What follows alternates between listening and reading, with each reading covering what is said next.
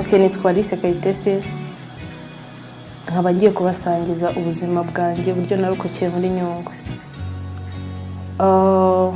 Hari ku wa gatandatu saa 10 z'umugoroba nibwo nakatishije itiki mvana Cyangugu inzana i Kigali.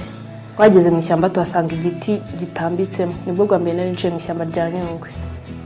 Tuhasanga abantu bambaye imyenda nyine ivanze, ugasanga yambaye nk'ikoti rya gisirikare, hasi yambaye nk'ipantaro nyine isanzwe ya jeans cyangwa yambaye ipantaro y'umutuku. Nyine ari ibintu biri bizarre ukuntu baraduhagarika. Twarimo tuva Cyangugu tuza i Kigali. Arangije ahita ambwira ngo ngwino ngo barandashe. Mpaguruka ngiye kureba ukuntu bamurashe, ndamubwira nanjye barandashe kubera ko Ivan mukunsindagira yazamuye akaguru inyama za hano zose ziracika zingwaho. Noneho ngewe ngira ngo ninjye barashe.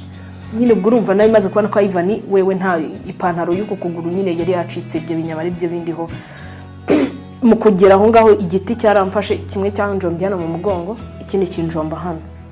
Ndangije ubwo tukihagarara aho ngaho nyine ahantu twarimo tureba hejuru abo niba sinzi niba nabita intera hamwe niba nabita abacengizi, sinzi nyine nta kintu ufite navuga ngo ntabwo nzi nyine ngo nabahamagara ngo mvuge ngo ni intera hamwe ngo ni iki. Gusa nabonye abo bantu bakiduhagaze hejuru bakomeje bareba ya kwasteri twari turimo.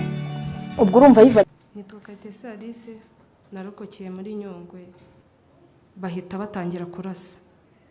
Hari akana gafite nk'imyaka 12 cyangwa 13 kari kicaye impande yacu, nayo nicaranye na Ivan.